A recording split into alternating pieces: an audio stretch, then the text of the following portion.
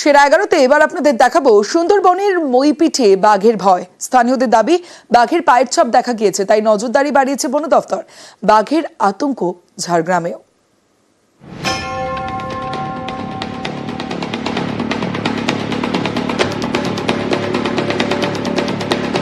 বুধবারের পর বৃহস্পতিবার পরপর দুদিন নাকি বাঘ দেখা গিয়েছে। দুই যুবকের দাবি বাঘের সামনে পড়েও তাঁরা কোনো রকমে রক্ষা পেয়েছেন। ক্লাস 9-এর এক ছাত্রের দাবি সে বাঘের হানায় জখম হয়েছে।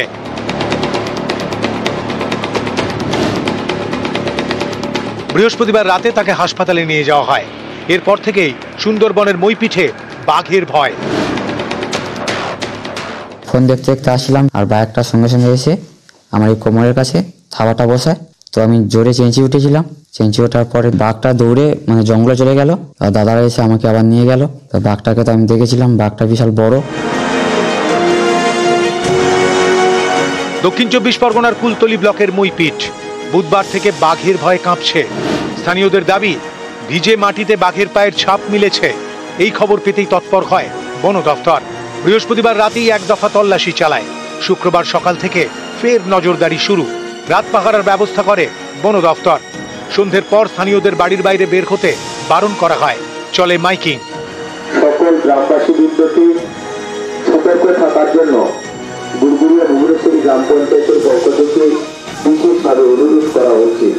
আমাদের টিম ফিল্ডে আছে, ট্র্যাকিংটা করছে। নাইট পেট্রোলিং আমরা অনেক দিন আগে থেকেই আমরা স্টার্ট করে দিয়েছি। আমাদের যে রান্না আছে, বাকি যে স্টাফ আছে, ওরা সবাই ফিল্ডেই থাকছে রাত্রির সময়। সেই ছাড়া ফেন্সিং রিপেয়ারের কাজটা কন্টিনিউয়াসলি চলছে। ওরও ফার্দার আমরা এটাকে স্ট্রেংথেন করবো, সো দ্যাট কি আগে গিয়ে এরকম কোনো অসুবিধাটা না হয়।